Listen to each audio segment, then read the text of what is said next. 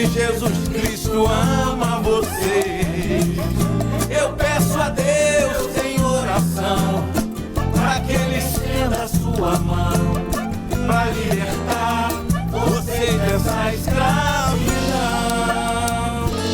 Quando eu me lembro que eu varava as madrugadas, tomando todas no embalo das noitadas, gastando a vida em rodadas de cerveja.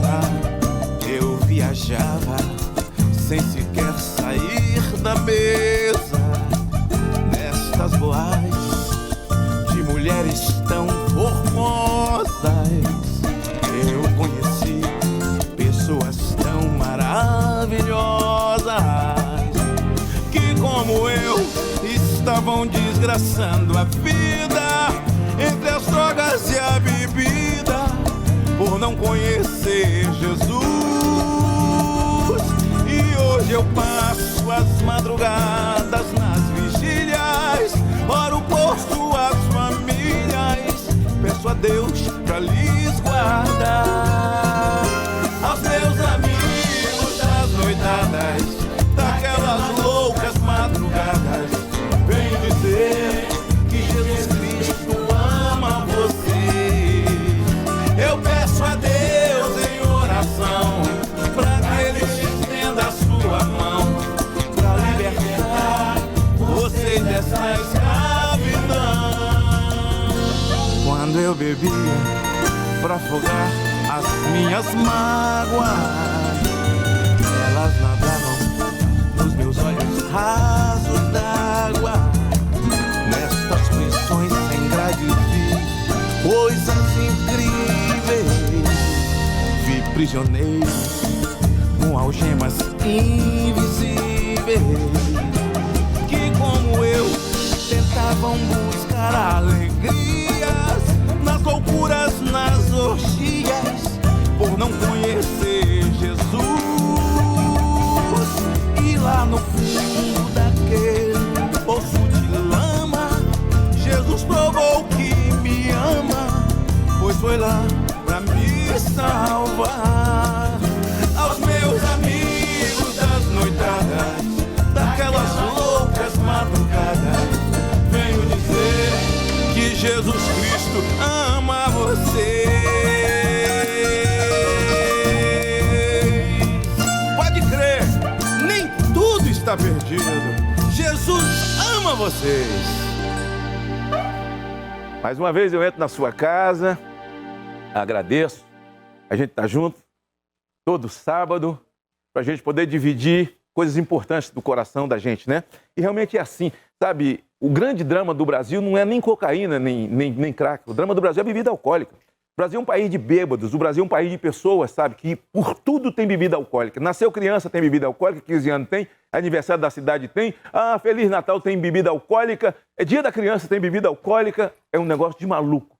Então o cara pode beber, o cara hoje compra bebida em posto de gasolina. Tem alguma relação de volante com a bebida alcoólica? Claro que não.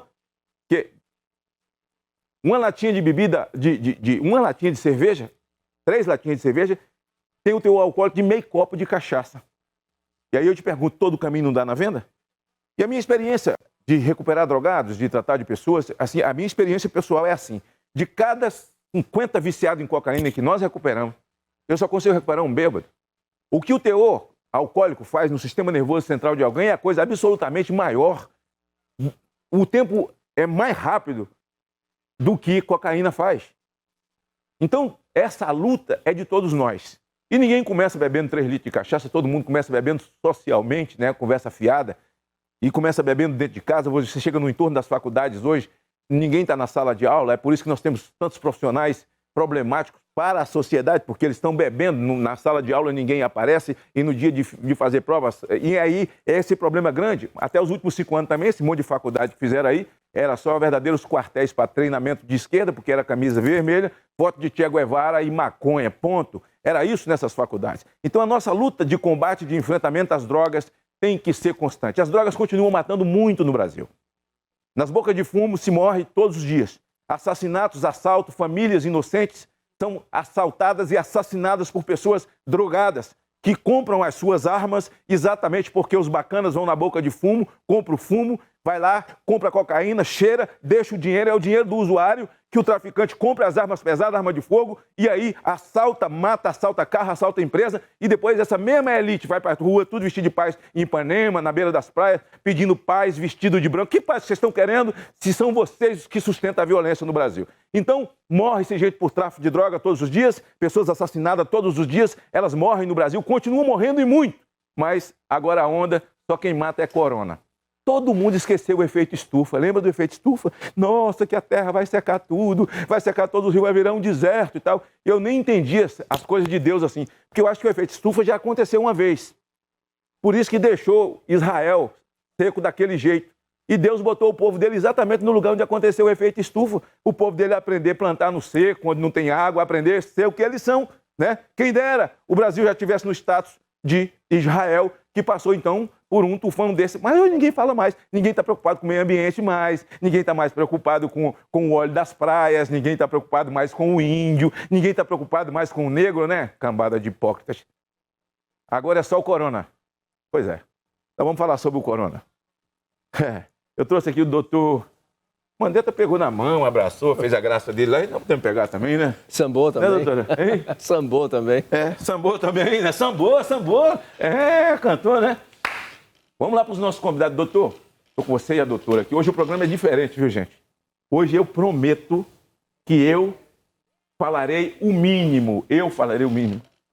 Vou me esforçar, vou me policiar, vou me dar beliscão. Eu estou com o doutor Anthony Wang. Na verdade, eu acho que é o cara mais solicitado para a live no Brasil hoje, né?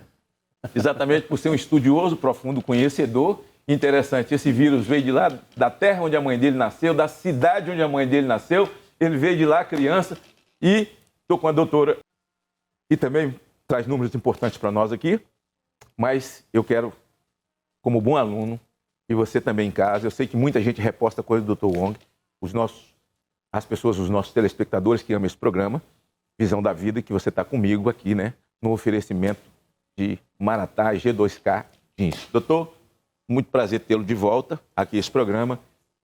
Doutora, muito prazer. Doutor, a palavra é sua, professor. O palestrante é com você aí. Eu vou ficar calado ouvindo para eu aprender. Bom, obrigado mais uma vez, Magno, por essa oportunidade de falar com todos os seus ouvintes, né, seus constituintes aqui do Brasil todo, e trazer alguns números. Sabe, senador, aliás, está difícil hoje em dia, né? Porque você abre um jornal, só tem tragédia. Outro jornal, tragédia. E ninguém tem um contraponto, certo? É tudo ruim. Então, um dos motivos que eu acabei interessando muito por isso e tenho indo justamente a fazer esclarecimento é tentar colocar um ponto mais científico, mais baseado em fatos reais do que essas, vamos dizer assim, chutes, né? Começou primeiro, antes de tudo, com o chute de um tal de infectologista que disse que São Paulo ia ter 450 mil casos, certo? Melhores hipóteses. 450 mil São Paulo? Só São Paulo. E depois, mas isso, assim, otimisticamente. E na realidade, acho que nós vamos ter 4 milhões e meio, 500 mil casos, na realidade, só no estado de São Paulo. Puxa, isso é 10% da população de São Paulo, né? Do estado de São Paulo. A primeira previsão ia matar a cidade de Vila Velha todinha onde eu moro, no Espírito Santo. Então, isso já criou uma expectativa, uma ansiedade muito grande. Que vírus é esse que vai assim, afetar tantas pessoas e com uma letalidade inicial muito grande, quase 10%. Então, se tem 450 mil pessoas, na melhor hipótese, nós vamos ter 45 mil mortos. E se for 4 milhões e 500 mil, então seria 500 mil de pessoas mortas só no estado de São Paulo. Mas que tragédia. E aí, nisso, então começou, né, toda esse exagero de números e que os governadores, principalmente o governador do estado de São Paulo, também acabou abraçando esses números e com isso ficou instituído esse clima de medo e paranoia. Esses números sempre foram muito longe da realidade. Por exemplo, você falou, então, começou na China. A China tem. Bom, tudo bem, pode dizer que números são falseados, subnotificados, etc. Mas, de alguma forma, foram números policiais, porque a Organização Mundial de Saúde esteve lá. E teve em torno de 80 e tantos mil casos, só na cidade de Wuhan, e com 3.800 mortos. Sua mãe nasceu nessa cidade? Minha mãe nasceu na cidade 105 anos atrás, bem antes de coronavírus.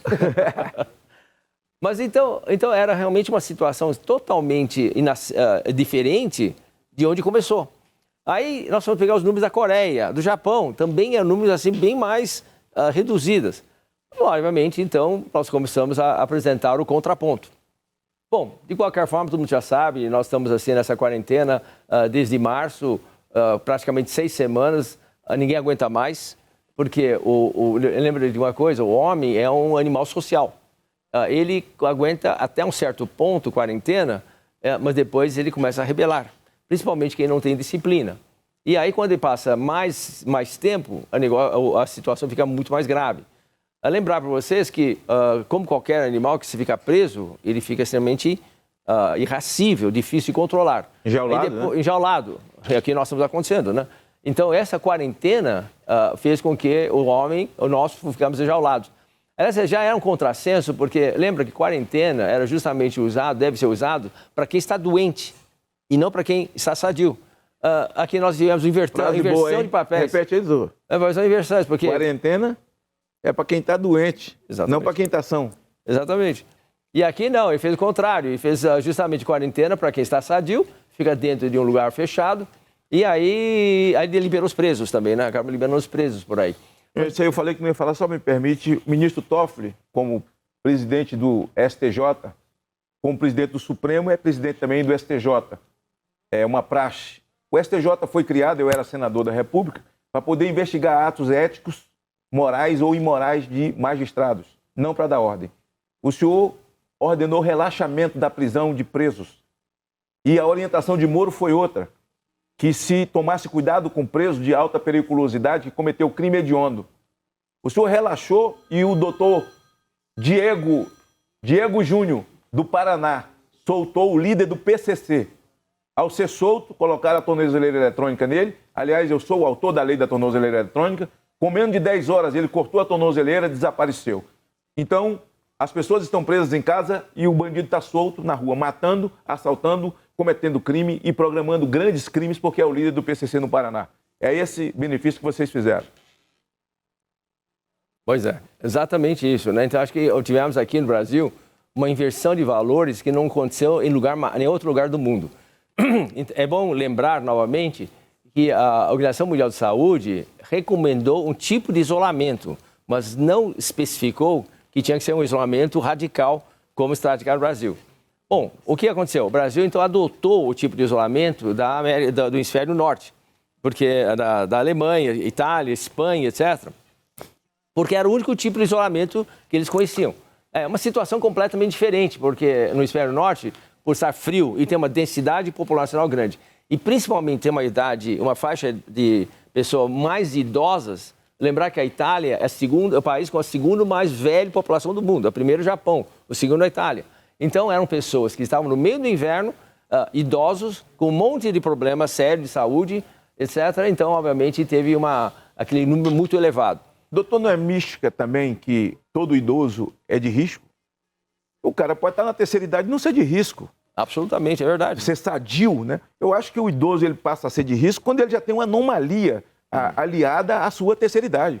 Bom, o fator de que a pessoa idoso teria um caso de mais de risco decorre de 2 fatores. Evidentemente, com o envelhecimento, o corpo vai perdendo algumas das suas capacidades de reação. O coração fica velho, o pulmão fica um pouquinho mais desgastado, acumulando poluição, o fígado já de tanta exposição água, à água, etc. E italiano não bebe, né? E o pulmão fica mais duro, endurecido com o tempo, etc. Então, evidentemente, com o passar da idade, os órgãos já ficam mais castigados, mais usados. Então, com isso, ele acaba tendo mais comorbidades. Mas isso não acontece com todo mundo. O fato não é a idade em si que é importante, é justamente a presença dessas comorbidades que aumenta o risco de doença. Anomalias, né? Muita gente não sabe nem que é anomalia, nem comorbidade. Então, vamos falar assim, a pessoa que está na terceira idade, mas é diabético, está na terceira idade, mas faz hemodiálise, né? Tem uma doença crônica, né? Exato. Não é isso? Principalmente as que têm acometimento sanguíneo, né? Com Exato. a hemácia, que é o alvo do vírus. Então, exatamente. Inclusive, as hemácias, às vezes, até ficam um pouquinho mais velhos, mais sujeitos à destruição. Mas o que é muito importante, também, é outro fator que é muito importante, é o chamado expressão de uma enzima chamada ACE2. A criança tem essa expressão maior, então ele impede, talvez, a entrada do vírus dentro da célula. A pessoa com a idade tem esse ACE que com a alteração da sua função, permite a invasão viral com mais facilidade. Então, é por causa disso que a pessoa vai mudando a expressão do ACE2 nessa situação. Bom, de qualquer forma, como você falou, será que a idade é um fator? Bom, eu posso dizer que eu estou na terceira idade, certo? Eu tive, na realidade, a doença, eu tive contato com a doença, desculpe. Eu não tive nenhum sintoma, mas eu tratei alguns pacientes que deram positivos e eu tenho anticorpos positivos. Eu tenho mais de meio século também, doutor. Eu tenho mais de meio século, eu tenho 3 horas por dia, né? Eu sou capaz de ficar mais de 3 minutos debaixo d'água e tal. Onde é que está o meu risco? Eu treino todo dia e treino muito, né? Quer dizer, sou professor de boxe, sou faixa preta de jiu-jitsu e treino duro. Agora está tudo fechado, eu estou no 13º andar, eu desço e subo 5 vezes todo dia. Perfeito. Então a gente tem que... Porque tem muita gente que está na terceira idade, que anda, que faz caminhada, que está sadio e está morrendo dentro de casa no psicológico. Mas, senador, exatamente esse é um dos grandes problemas. Por exemplo, eu faço esportes todo dia. Eu faço algum tipo de musculação todo dia, 7 dias por semana, como você faz.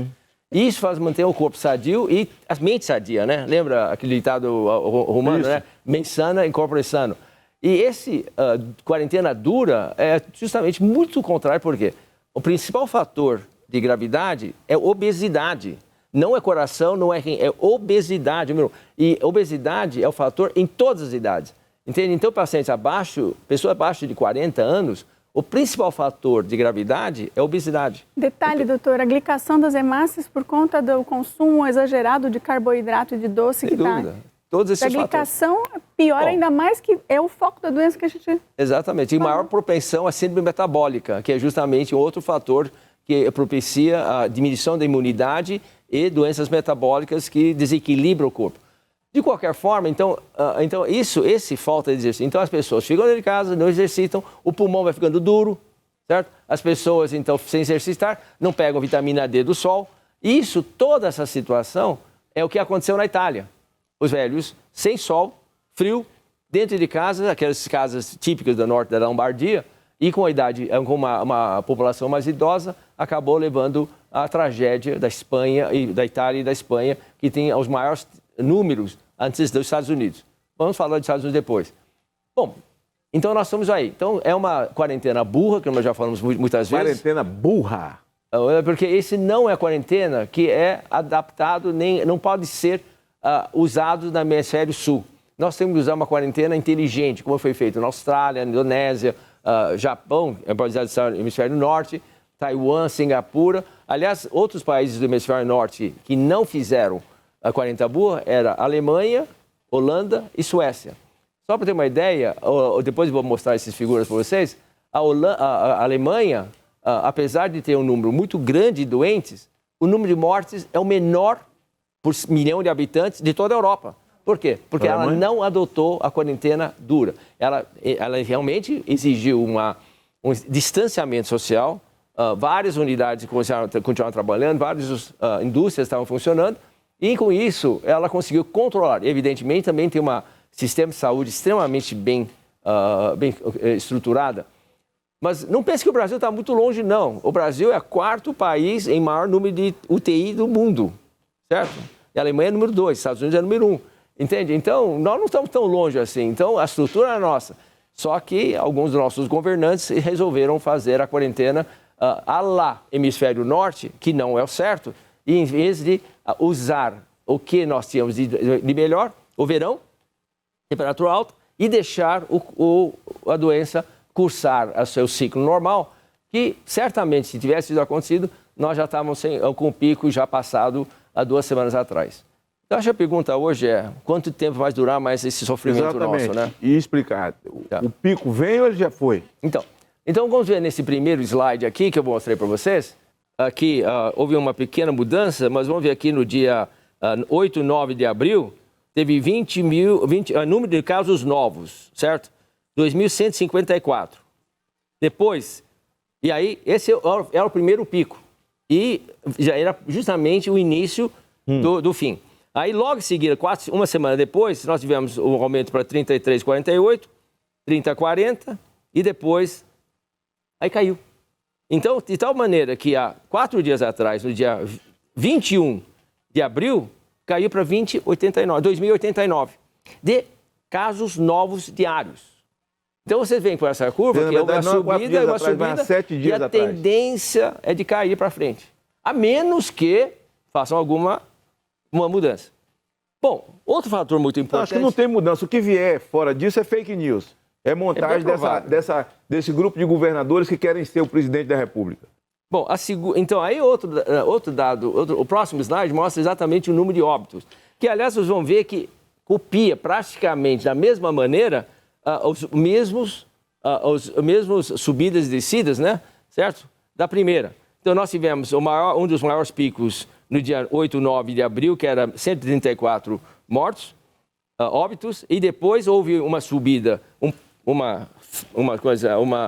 platô nos dias 14 e 15 de abril, que é justamente mais na época da Semana Santa, foi 225, e aí caiu no dia 21 de abril para 125. Ou seja, então, se acompanhar exatamente o mesmo gráfico que nós tivemos na Europa, na Alemanha, ele segue esse mesmo platô. É possível que nós temos talvez uma pequena extensão do platô, mas a tendência, tudo indica que nós vamos cair. Então, isso vai muito ao contrário do que estão dizendo, que nós vamos ter um surto enorme agora em maio. Bom, eu não sei como, porque os dados não indicam isso. O próximo slide, vou mostrar 3 gráficos para vocês, o que os jornais apresentam. E que realmente você vê que é para justamente criar mais pânico. Então, nós temos 3 gráficos assim, em linha vermelha. Então, assim, óbitos no Brasil segundo a Globo. Ok? Então, você vê. Quem olha isso aqui fala, nossa senhora, nós estamos aumentando, porque o ângulo é bem agudo, bem alto assim. Tá certo? Mas o que pessoas leigas em casa não percebem, olha o número à esquerda, justamente a escala. A escala é feita propositalmente para ter distâncias menores. Então, ele faz com que você tenha uma angulação muito grande. Mas quando você faz exatamente como todo bom estaticista, que estudante de estatística faz, você faz números regulares, você vai ter o segundo gráfico, que vê a linha é quase plana. Quase plana. Então, isso não assusta, porque é uma plana, nossa, você quer subir lentamente. Isso é muito importante, porque quando você fala que tem um surto e a epidemia está ficando fora de controle, significa que você aumenta de um dia para 2 ou 3 dias depois, tem que dobrar ou triplicar.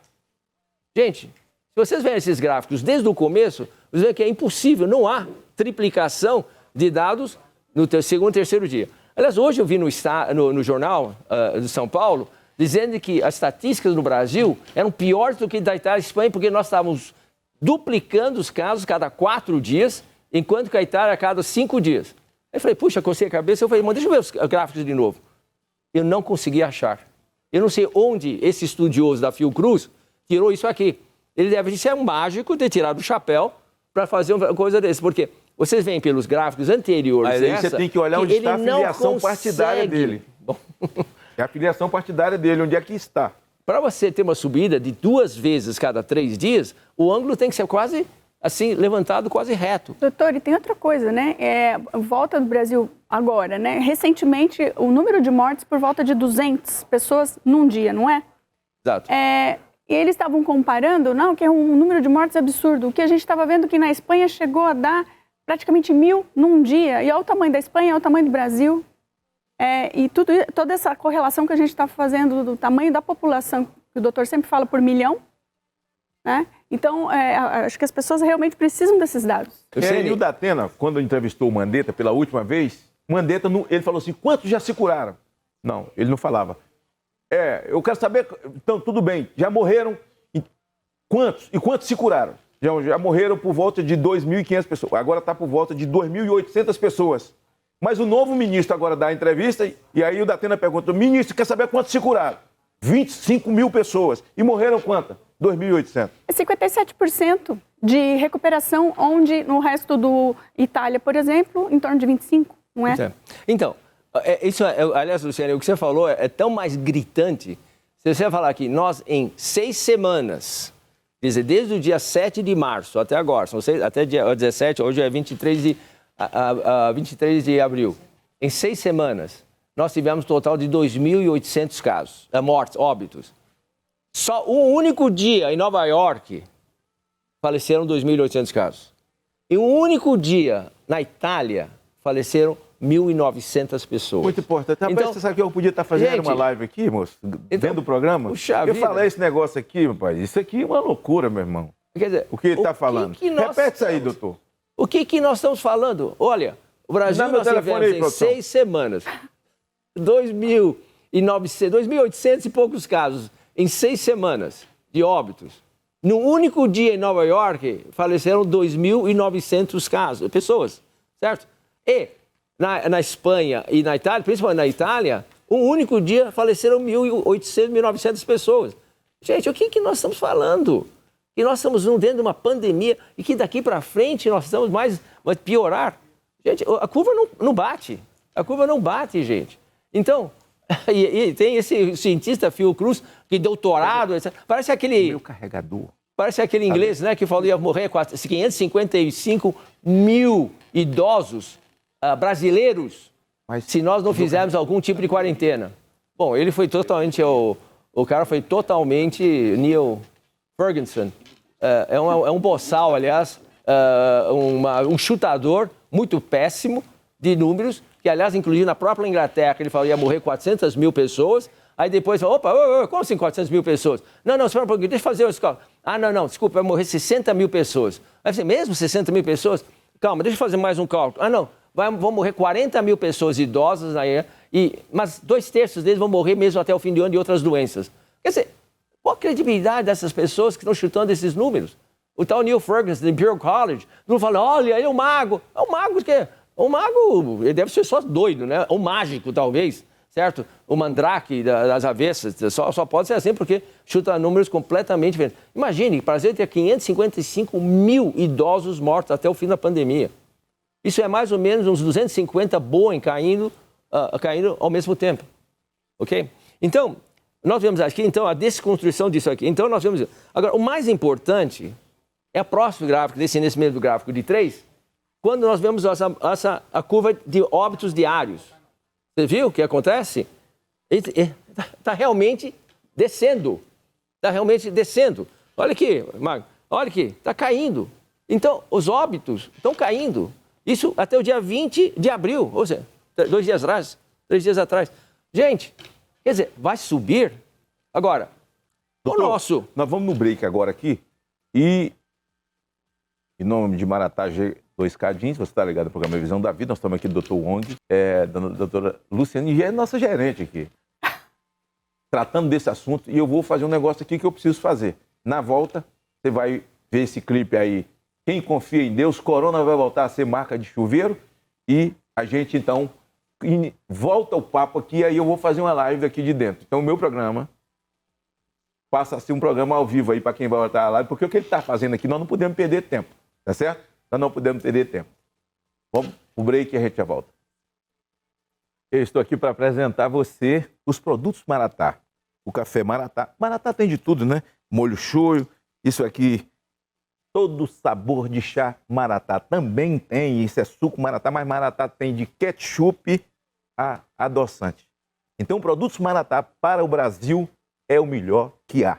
Produtos Maratá é o melhor que há.